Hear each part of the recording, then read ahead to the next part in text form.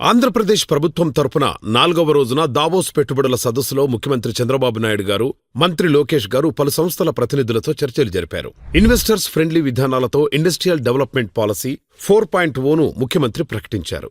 దీని ప్రకారం $10 బిలియన్ ఎఫ్డీఐలతో సహా 30 లక్షల కోట్ల పెట్టుబడులు సమీకరించాలని లక్ష్యంగా పెట్టుకుని రాష్ట్రంలో 175కు పైగా ఇండస్ట్రియల్ పార్కులను అభివృద్ధి చేయబోతోన్న విషయాన్ని తెలియజేశారు. 2030 నాటికి ఎగుమతులను రెట్టింపు చేసి $40 బిలియన్ చేర్చాలని భావిస్తున్నట్టు ఈజ్ ఆఫ్ డూయింగ్ విధానాలతో ముందుకెళుతూ పరిశ్రమలకు 15 రోజుల్లోనే అన్ని అనుమతులు ఇచ్చేలా ఏపీఈడీబీలో ప్రత్యేక విభాగాన్ని ఏర్పాటు చేశామని తెలియజేశారు. World economic forum new economy society విభాగం, ఎంగేజ్మెంట్ అండ్ ఆపరేషన్స్ విభాగం హెడ్ రవి గుత్తాతో మంత్రి నారా లోకేష్ గారి భేటీలో ఆంధ్రప్రదేశ్లో విద్యారంగానికి గ్లోబల్ పెట్టుబడులను ఆకర్షించడం, అభివృద్ధి చెందుతున్న సాంకేతికతలో గ్లోబల్ స్టాండర్డ్ ట్రైనింగ్ ప్రోగ్రాంలను రూపొందించడానికి సహకారం అందించాలని కోరారు. Cognizant Technology Solutions CEO S రవికుమార్తో మంత్రి నారా లోకేష్ గారు భేటీ అయ్యారు. సమావేశం అనంతరం మంత్రి లోకేష్ గారు మాట్లాడుతూ శరవేగంగా అభివృద్ధి చెందుతున్న ఆంధ్రప్రదేశ్ను ఏఐ, క్వాంటమ్ కంప్యూటింగ్, బయోటెక్నాలజీ,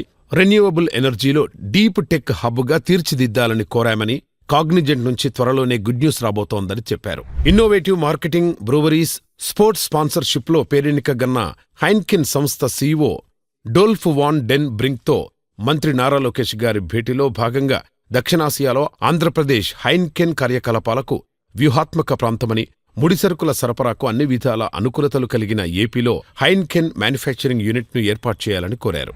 భారతదేశ ఎగుమతుల్లో 16.5 వాటాతో 3వ అతిపెద్ద పోర్ట్ స్టేట్గా ఉన్న ఆంధ్రప్రదేశ్లో 1054 కిలోమీటర్ల సుదూర తీర ప్రాంతం, 6 ఆపరేషనల్ పోర్టులను కలిగి కార్గో రవాణా కార్యకలాపాలకు పూర్తి అనుకూల వాతావరణం కలిగి ఉందని, దేశంలో 4వ అతిపెద్దదైన విశాఖపట్నం పోర్టు ఈ ఏడాది 35.77 మిలియన్ టన్నుల కార్గో రవాణా చేసిందని, అలాంటి ఏపీలో పెట్టుబడులు కంపెనీకి, రాష్ట్రానికి ఎంతో మేలు చేస్తాయని లాజిస్టిక్స్, ఇన్ఫ్రా రంగాల్లో అభివృద్ధి సంస్థ ఎజిలిటీ వైస్ చైర్మన్ తారిక్ సుల్తాన్తో భేటీలో మంత్రి నారా లోకేష్ గారు తెలియజేశారు. హెచ్సిఎల్ సీఈఓ కళ్యాణ్ కుమార్తో భేటీలో రాష్ట్రంలో కొత్తగా ప్రకటించిన ఎలక్ట్రానిక్స్ మ్యానుఫ్యాక్చరింగ్ పాలసీ 4.0ను వివరించిన మంత్రి లోకేష్ గారు రాష్ట్రంలో మరో 10,000 మందికి ఉపాధి కల్పించేలా హెచ్సిఎల్ను విస్తరించాలని కోరారు. దీనిపై స్పందించిన హెచ్సిఎల్ సీఈఓ ఏపీతో ఇప్పటికే చర్చలు మొదలెట్టినట్టు, అవి త్వరలోనే కార్యరూపం దాలుస్తాయని తెలియజేశారు. ఆంధ్రప్రదేశ్లో క్యాన్సర్ రోగులకు మరింత నాణ్యమైన వైద్యం అందించేలా చూడడానికి బసవతారకం క్యాన్సర్ ఇన్స్టిట్యూట్తో కలిసి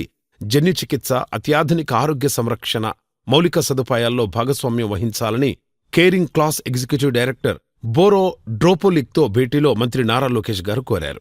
ఏఐ ఎనర్జీ ఇంపాక్ట్ అనే అంశంపై జరిగిన సదస్సుకు హాజరైన మంత్రి లోకేష్ గారు భారతదేశం డేటా సెంటర్ సామర్థ్యం గురించి, అలాగే భారత ప్రభుత్వం ఏఐ సామర్థ్యాన్ని గురించి, ఇండియా ఏఐ మిషన్ అనే ప్రతిష్టాత్మక కార్యక్రమానికి బడ్జెట్ 10,300 కోట్లు కేటాయించిన విషయాన్ని తెలియజేస్తూ 7 నుంచి 9వ తరగతి వరకు పాఠ్యాంశాల్లో ఏఐని త్వరలో ప్రవేశపెట్టబోతున్నామని, వ్యవసాయం, ఆరోగ్య సంరక్షణ, సుస్థిరత, స్కిల్ డెవలప్మెంట్, స్టార్టప్ ఎకోసిస్టమ్ వంటి రంగాల్లో ఏఐ అప్లికేషన్లను అందించడం కోసం రాష్ట్ర ప్రభుత్వం గూగుల్తో ఒప్పందం చేసుకున్న విషయాన్ని తెలియజేశారు. ఈ రోజు మంత్రి నారా లోకేష్ గారి పుట్టినరోజు అయినప్పటికీ సదస్సుకు ఆఖరి రోజు కావడంతో రాష్ట్ర ప్రయోజనాలను దృష్టిలో పెట్టుకుని ఎటువంటి పర్సనల్ కార్యక్రమాలు లేకుండా పూర్తి సమయాన్ని సంస్థల ప్రతినిధులతో చర్చలకే కేటాయించారు.